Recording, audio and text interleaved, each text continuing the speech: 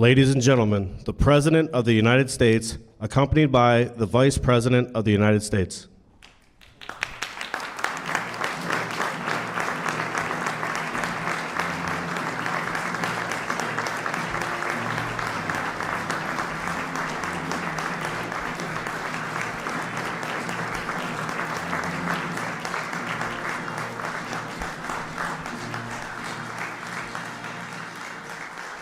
Thank you very much, everybody.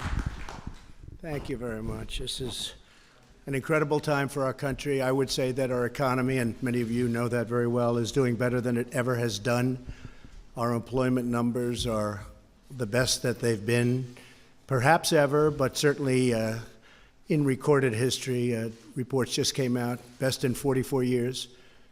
Black unemployment is the lowest level in history. Hispanic unemployment, lowest level in history. Women unemployment, lowest level in 21 years. It started at 19, went up to 20, now it's up to 21. Very soon it's going to be in history. We're doing numbers like we've never seen, and we have some of the great industry leaders here today who I'm going to be introducing in a little while, quickly, and they're going to do so much with NASA and so many of the great things we're doing, but they understand full well what's happening. We've never seen a period of time like this. The whole world is looking up to the United States, and the United States is respected again. There was a period of time we were not so respected, not so long ago. The United States is respected again.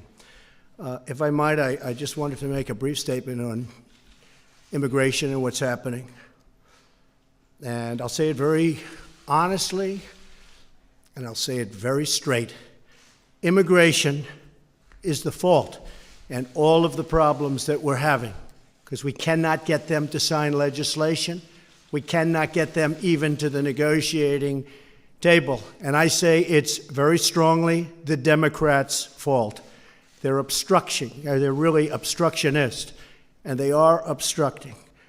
The United States will not be a migrant camp, and it will not be a refugee holding facility. Won't be. You look at what's happening in Europe, you look at what's happening in other places, we can't allow that to happen to the United States, not on my watch. For the rest of the world, you look at everything that's taking place, pick up your newspapers this morning, and you see. We want safety and we want security for our country. If the Democrats would sit down instead of obstructing, we could have something done very quickly. Good for the children, good for the country, good for the world. It could take place quickly. We could have an immigration bill. We could have child separation. We're stuck with these horrible laws. They're horrible laws. What's happening is so sad, and it can be taken care of quickly, beautifully, and we'll have safety.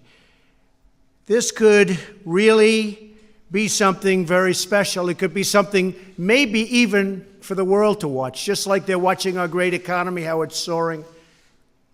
They could watch this. We have the worst immigration laws in the entire world.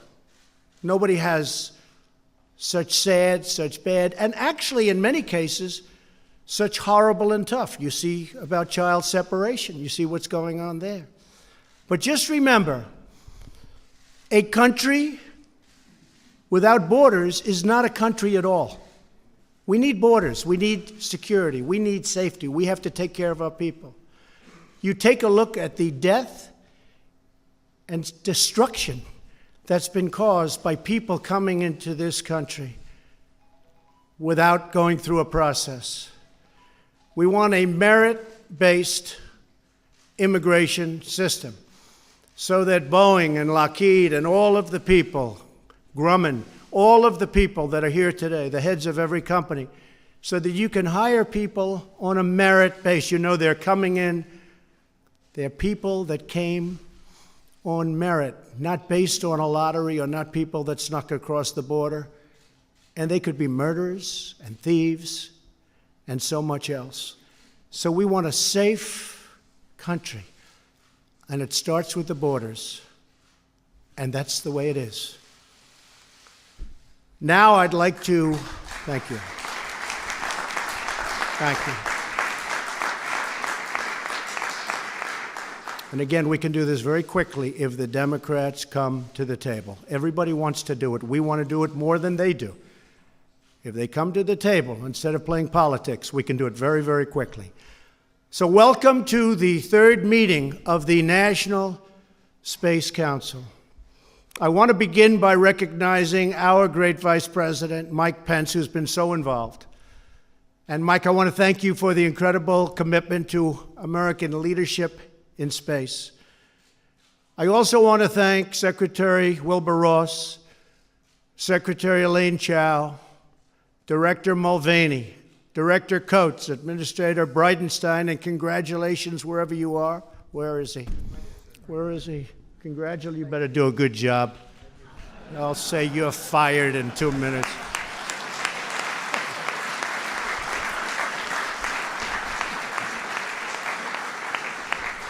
You have a lot of support, and you've loved this right from the beginning. Yes, sir.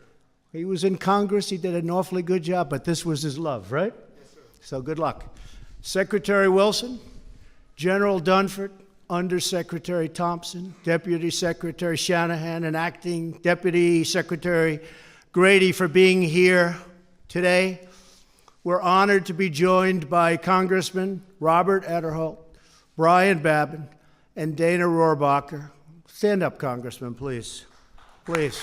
Thank you. Thank you. Thank you, Dana. And a special welcome to a strong, powerful, wonderful woman, does a great job as governor of one of my favorite places in the world, Alabama, Kay Ivey. Kay.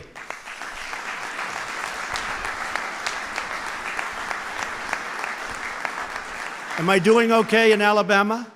I better do okay in Alabama. We love Alabama. I also want to recognize 3 true American heroes. The first woman to command a space shuttle, the great Eileen Collins. Stand up, Eileen. Great job. Great job. It's a lot of time in space. Along with legendary Apollo astronauts Jack Schmitt and Buzz Aldrin. Buzz has been a friend of mine for a long time. Jack, thank you very much. Thank you. Great. And I also have a list of some of the CEOs and chairmen and presidents of these incredible companies. Wes Bush, CEO of Northrop Grumman. Where's Wes? Wes, thank you. Thank you very much. Thank you, Wes. Gwen Shortwell. Gwen, stand up, Gwen. She'll end up running for office soon, see? Bob Smith, CEO of Blue Origin, who's very active. Thank you, Bob. I hear you're doing a great job. President and CEO, United Launch Alliance. That's a combination of Boeing and Lockheed on the Space Launch System, SLS. I don't like when Boeing and Lockheed get together because the pricing only goes up, but that's okay. In this case, I don't know. I don't love that stuff. We're going to have to talk about that. You're joining those 2 companies. Oh boy, look at Dennis. Dennis is so happy. I don't like that stuff, Mike. Marilyn Hewson, who has done a fantastic job at Lockheed Martin. Marilyn? Marilyn? You have done. What do you think of that merger for the space launch? What do you think? Look at them, they're sitting together. Oh, Boeing. Oh, it's no wonder we don't get the pricing we want, huh? Dennis Muhlenberg, a friend of mine, a great guy, the head of Boeing, and boy, have you done a good job on all fronts, commercial, military, both of you. What a job you've both done. Thank you. Stay apart. Stay apart. Don't get together. Stay apart. And, just a great group of other executives are here from the top companies, and it's patriots like you that are the reason why America was first in flight, first to the moon, and why America will always be first in space. Before I got here, wasn't looking so good.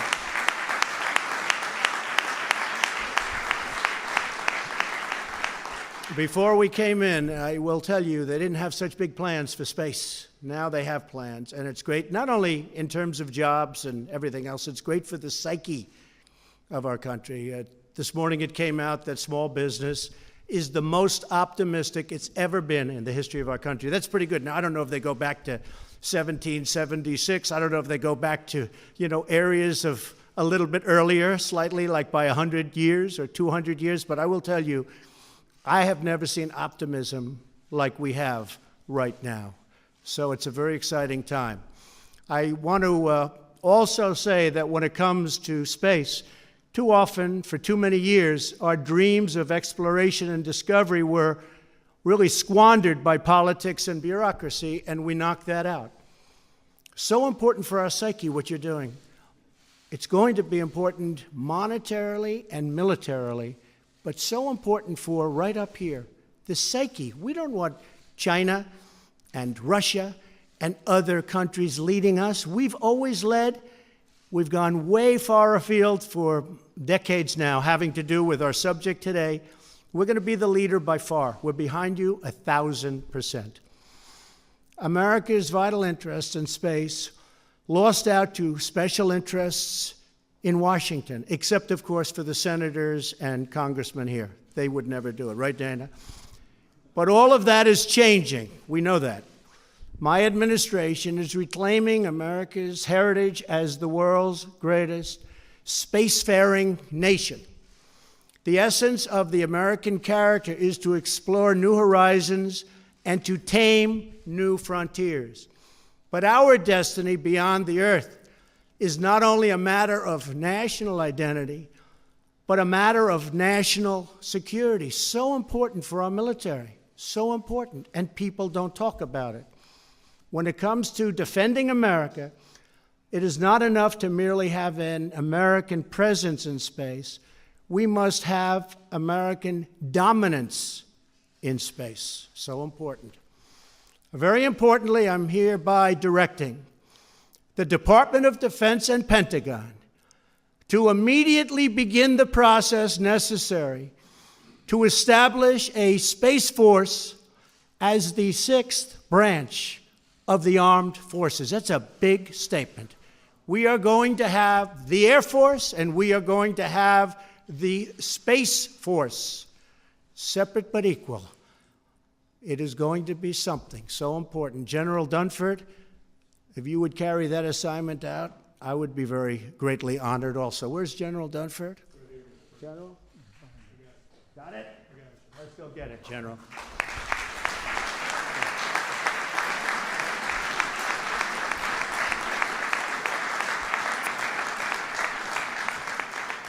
But that's the importance that we give it.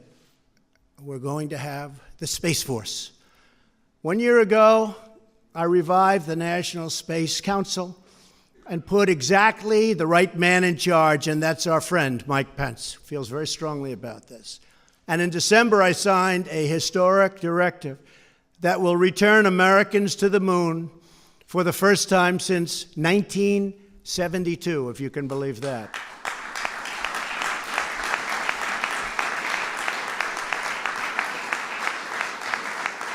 Always remembering it's about that, but it's also about jobs and the economy. This is a great thing we're doing. This time we will do more than plant our flag and leave our footprints. We will establish a long-term presence, expand our economy, and build the foundation for an eventual mission to Mars, which is actually going to happen very quickly.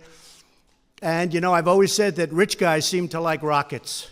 So all of those rich guys that are dying for our real estate to launch their rockets, we won't charge you too much. Just go ahead. If you beat us to Mars, we'll be very happy, and you'll be even more famous. But they do explain that. Where's Eric? They do like rockets for some reason, huh? They like those rockets. But you know what? As long as it's an American rich person, that's good, okay? They can beat us. We'll save a little money and they can beat us, and we're taking full credit for it. Don't worry about it. But we'll be setting aggressive timelines, challenging old ways of doing business, and we will be expecting real results. And we are making our incredible facilities, okay, available to these people that have been doing so incredibly by themselves on rocketry. So you're invited. The rent won't be high. I am instructing my administration to embrace the budding commercial space industry. We are modernizing out-of-date space regulations. They're way out of date.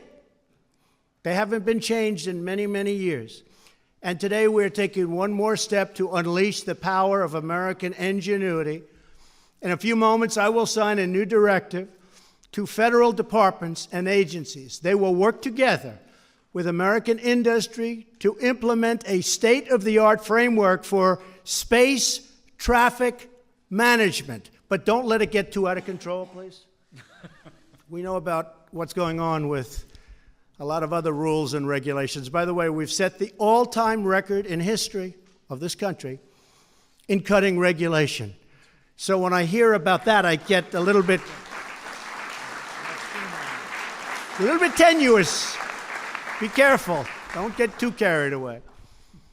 But we've cut more regulations than any administration, whether it's 4 years, 8 years, or 16 years in one case. We've cut more regulations than any other president in history. And I actually think that, along with the massive tax cuts, I think that the regulation cutting may have even had more of an impact on the economy.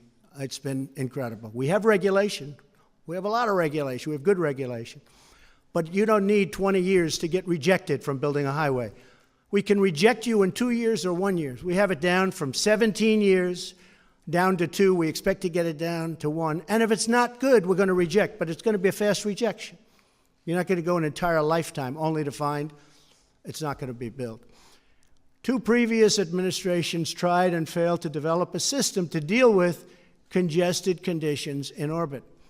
We are finally going to get it done. It's going to happen fast. 1 year from now, our nation will mark an important milestone in human history.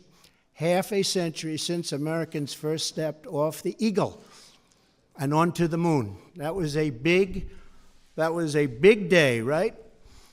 In that magnificent moment, the American astronaut embodied the incredible spirit of America, the confidence of a cowboy, the skill of a fighter pilot, the ambition of a scientist, and the courage of a true, brilliant, tough warrior. They bounded fearlessly into the unknown to be there first. They did the impossible because they knew that together there is absolutely nothing Americans can't do. When we get together, there's nobody even close. Now we are ready to begin the next great chapter of American space exploration. This is a very important day. This is a very important gathering. A new generation of young people seeks to challenge, really challenge hard, to get their talent and their skill to work. And now we're giving them a forum and a platform from which they can put that genius to work. Legions of welders and metalworkers, scientists and engineers stand ready to build a powerful new rocket and gleaming new spaceships, and that goes with all of the other things that we're building in our country. Our nation of pioneers still yearns to conquer the unknown, because we are Americans and the future belongs totally to us. Once more, we will launch intrepid souls blazing through the sky and soaring into the heavens. Once more, we will summon the American spirit to tame the next great American frontier. And once more, we will proudly lead humanity. And that's what it is. It's humanity beyond the earth and into those forbidden skies, but they will not be forbidden for long. You're very important people. You have a great contribution. What you're doing has been incredible, but it will be even more incredible, far more incredible, because we are giving you a platform the likes of which nobody has ever been given before. I am a big believer. You will go out there and you will take that frontier, which is largely unknown by man or woman, and you will learn everything there is to know about it. And what you're doing is so important. Remember, economically, militarily, scientifically, in every way, there's no place like space. Good luck, General Dunford and the Joint Chiefs. I want to wish you a lot of luck with Space Force, but that shows how important it is. Congratulations on your tremendous success, but you're going to have far more success right now. Thank you very much. Thank you. Thank you. Thank you, Mark.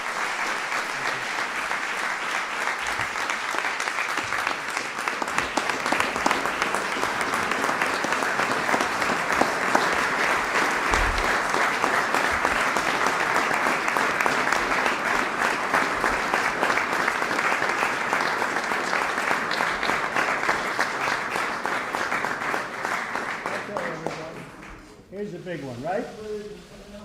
Would anybody like me not to sign this? Is there anybody in this room? They would be in big trouble, I think.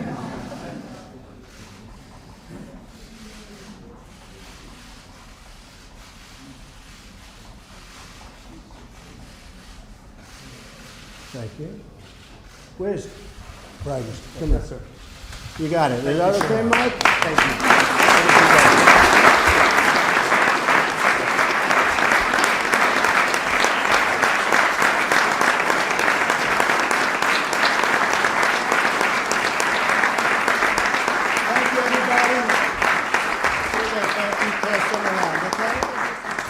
Thank you very much, everybody. Congratulations. Great day.